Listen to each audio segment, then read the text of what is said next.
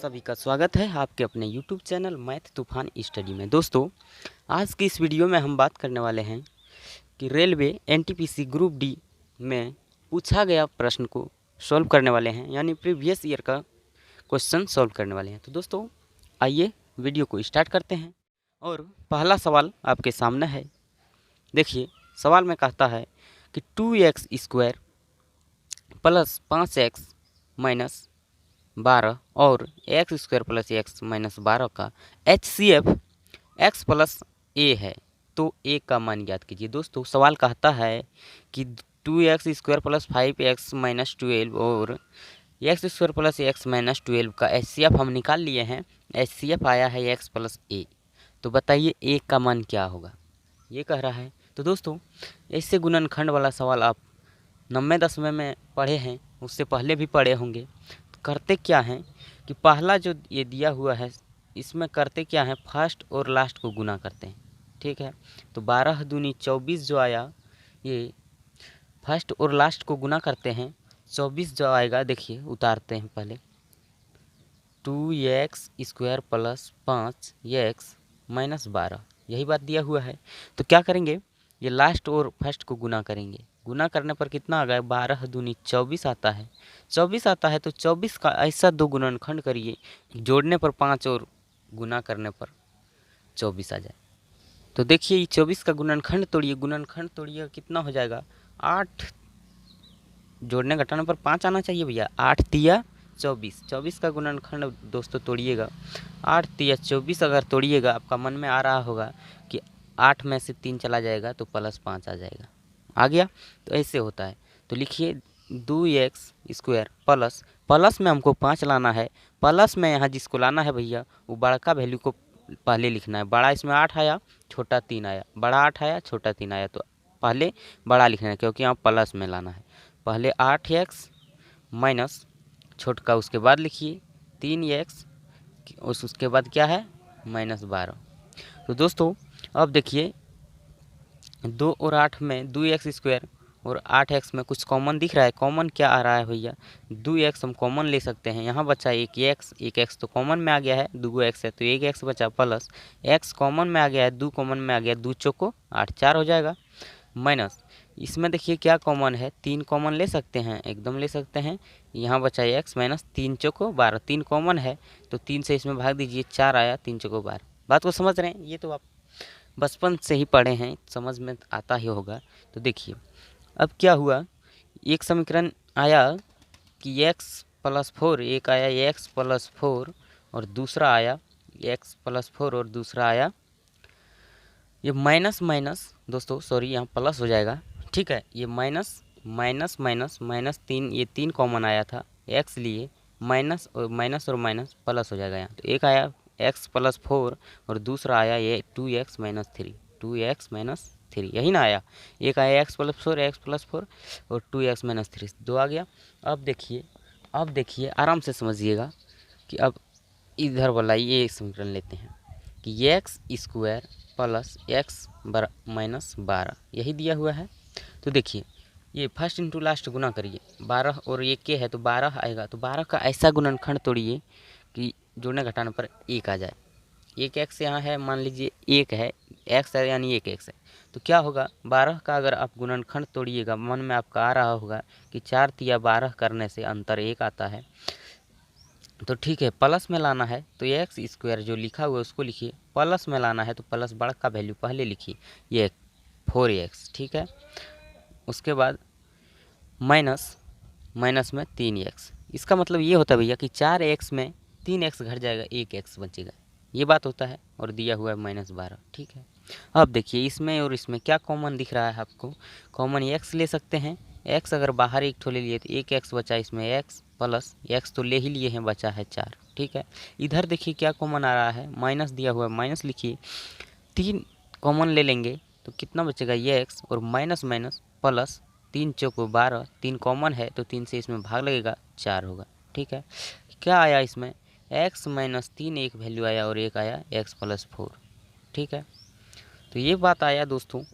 तो देखिए इसमें कहा है कि HCF हम निकाले तो x प्लस ए आया। तो दोस्तों इसमें हाई HCF का होता है क्या, हाईएस्ट कॉमन फैक्टर। कॉमन इसमें कौन है, दोनों में कॉमन क्या दिख रहा है भैया, x प्लस 4 इसमें भी, x प्लस 4 इसमें भी, x प्लस 4 कॉमन हो गया, यानी HCF हमारा यही है x प्लस 4। तो दोस्तों उसने निकाला था ये x प्लस ए की जगह पर 4 है, उसने निकाला था ये x प्लस ए, तो ए का मान पूछ रहा था, ए का मान आया हमारा 4 भैया। आपका आंसर ऑप्शन सी हो जाएगा। बात को समझ गए होंगे दोस्तों। चलिए बढ़ते हैं अगले प्रश्न की ओर और देखते हैं अगला सवाल क्या। आइए दोस्तों दूसरा सवाल है, निम्नलिखित समीकरण को हल करें। ये पूछा गया RRB ग्रुप डी 15/10/2018 में, सारा सवाल पूछा गया ही है दोस्तों। तो दोस्तों समीकरण को जो है वो हल करना है। तो देखिए ये बोर्डमास के रूल पर चलिए कि बोर्डमास में पहले क्या होता है काम, ब्रैकेट का होता है, छोटी ब्रैकेट, उसके बाद मंझली ब्रैकेट होता है, उसके बाद बड़ी ब्रैकेट होता है।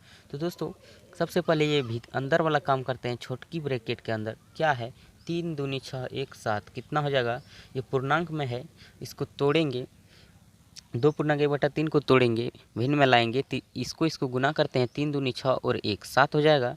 क्या हो जाएगा, पहले ये इतना काम कर रहे हैं छोटी ब्रैकेट का, ब्रैकेट के अंदर जो है 3 दूनी 6 1 7, 7/3 हो जाएगा। ये हो जाएगा, माइनस क्या दिया हुआ है 1/3, लीजिए माइनस करेंगे कितना आएगा, 3 और 3 दोस्तों ये समान हर भिन्न है, यानी हर सब का समान है, आपको कोई दिखते नहीं होगा, जो है उसी में घटाना होगा एलसीएम, क्योंकि 3 ही आएगा, 3 3 का एलसीएम 3 ना आएगा, 3 के पहाड़ा में एक ही बार 7 माइनस 3 के पहाड़ा में एक ही बार, तो 1 का 1 बार पढ़ेंगे, क्या हो गया, 7 में से 6 गया, 1 गया, 6/3 आ गया। दोस्तों अब क्या कह रहा है, अगला बढ़िए, 3 तिया 9 1 10, 10 में घटाना है ये 6/3, 3 तिया 9 1 10, 10/3 में घटाना है ये 6/3, ठीक है, क्योंकि ये निकला है, इसका मान 6/3 और इसमें माइनस इसको कहा है, तो 6/3 घटा लीजिए इसमें। 3 3 का एलसीएम भैया समान है, हर है तो कोई दिखते नहीं नीचे जो है, और 10 में 6 गया 4 आ जाएगा। अब क्या कहता है, इसमें इसको घटाना है, इसमें इसको घटाइए, 4 तिया 12 1 13 आएगा, तो यहाँ हो जाएगा 13/3, 4 तिया 12 1 13, 13/3 में घटाना है भैया 4/3, 4/3 अगर घटाएंगे समान हर है, कोई दिखते नहीं है, जो नीचे है उसको लिखिए और 13 में से 4 घटा दीजिए, 9 आ जाएगा।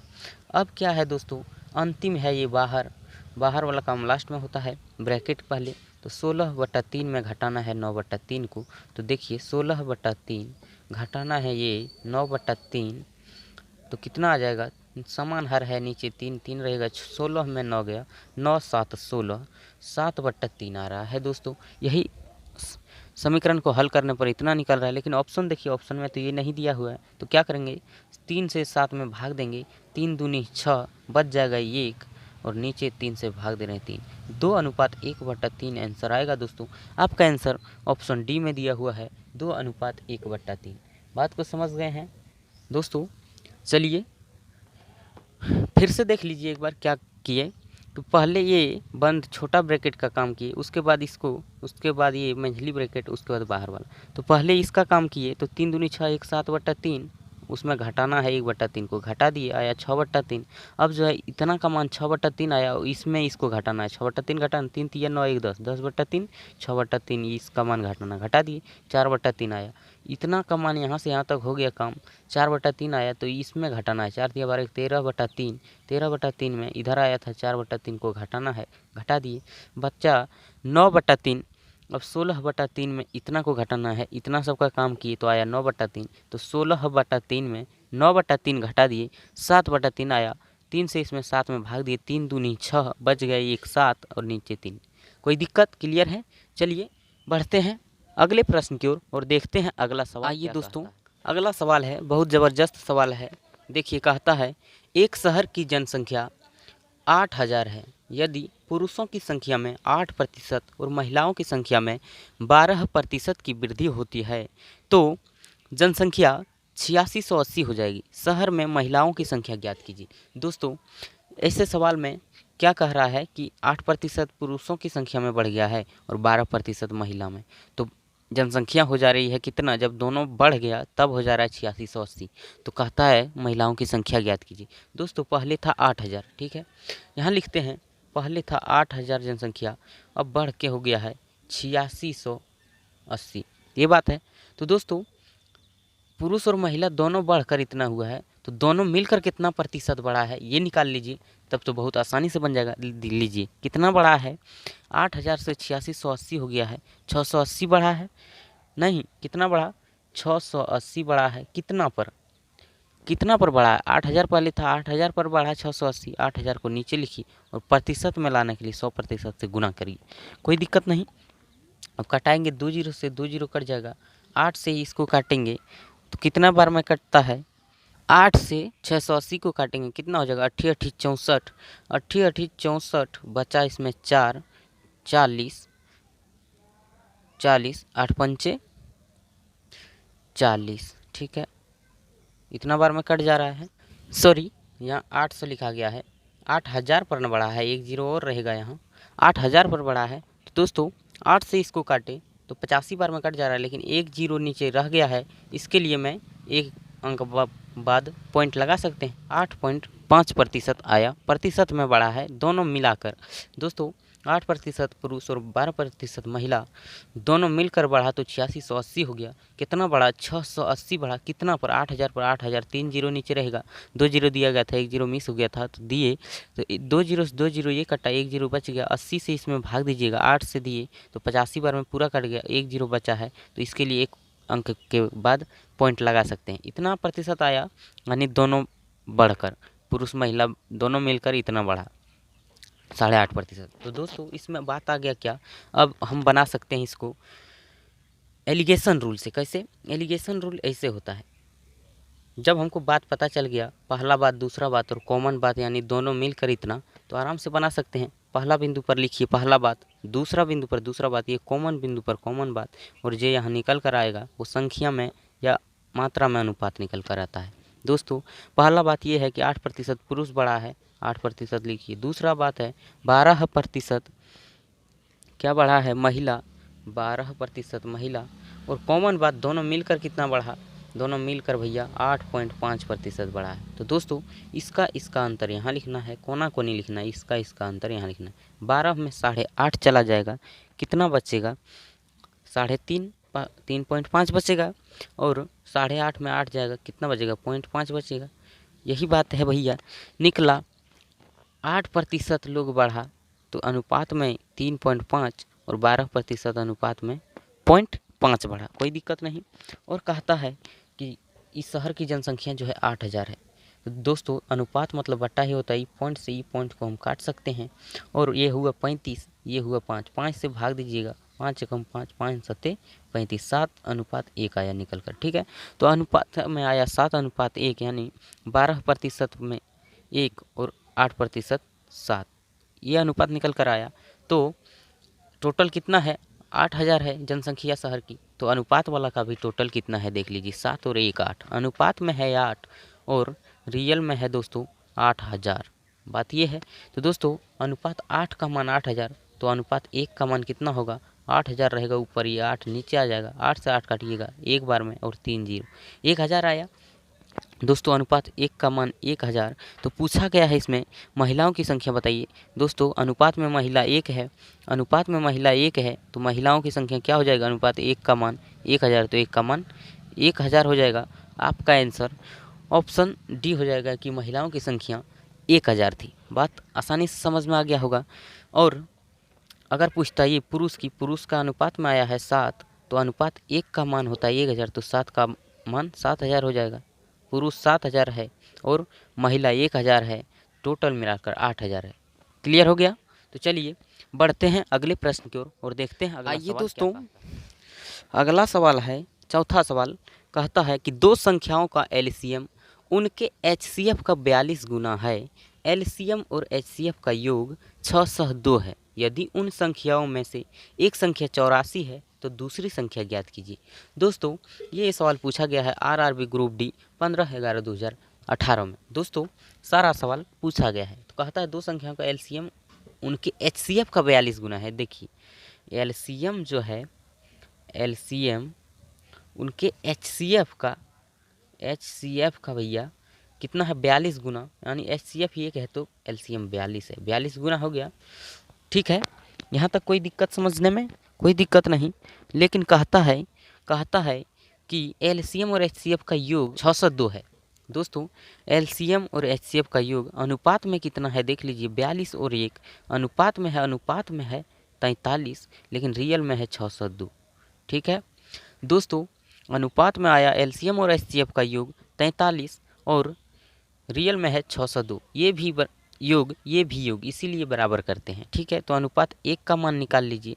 602 में ये 43 से भाग देने पर अनुपात 1 का मान निकल जाएगा, 602 और 43 नीचे आ गया। तो दोस्तों भाग देने पर कितना बार में कट जाएगा, 14, 43 से 14 बार में ये कट जाता है। अनुपात 1 का मान आ गया 14। अनुपात जब 1 का मान आ गया भैया 14, तो अनुपात 1 का मान 14 जब निकल कर आ गया है, तो देखिए अनुपात ये 1 है तो एचसीएफ हो जाएगा भैया 14। अनुपात 1 का मान 14 तो 1 का मान 14, अनुपात 1 का मान 14 तो 42 का मान कितना हो जाएगा, 1 का मान 14 तो 42 का मान 14 गुना 42 कितना हो जाएगा, 588। ये हो जाएगा। अनुपात 1 का मान भैया 14 निकला तो 1 का मान ये 14 रह गया। 42 का मान 42 गुना 14, एक कॉपी का दाम जब 14 रुपया है, 42 कॉपी 588, ऐसा बात होता है। तो अनुपात 1 का मान 14 तो 42 का मान 588। बात इतना क्लियर है। अब कहता है कि यदि उन संख्याओं के में से एक संख्या 84 है। लीजिए अब दोस्तों क्या हुआ, एलसीएम और एचसीएफ का गुणनफल देखिए, एलसीएम और एचसीएफ का गुणनफल जो होता है दोस्तों, एलसीएम कितना निकला 588 और एचसीएफ कितना निकला 14। ठीक है, तो एलसीएम और एचसीएफ का गुणनफल भैया होता है एलसीएम और एचसीएफ का गुणनफल एकदम होता है सेम उस संख्याओं के, दोनों संख्याओं का गुणनफल। ठीक है, दोनों जो संख्या है उसका एचसीएफ एलसीएम निकाल कर गुना करिएगा या वो दोनों संख्या को ही गुना कर दीजिएगा, बात बराबर है, ऐसे होता है। तो दोस्तों पहला संख्या हमको दिया हुआ है कि 84 है। ठीक है, दूसरा संख्या हमको पूछा गया है। ठीक है दोस्तों, दूसरा संख्या पूछा गया, पहला 84 है तो एलसीएम और एचसीएफ का गुणनफल ये है, इसमें 84 से भाग दे देंगे तो दूसरा नहीं निकल जाएगा। जब एलसीएम एचसीएफ को गुना करेंगे, उसी दोनों संख्या का एलसीएम एचसीएफ निकाल कर गुना करेंगे और दोनों संख्या को गुना कर देंगे, एक के बात आएगा, बराबर आएगा।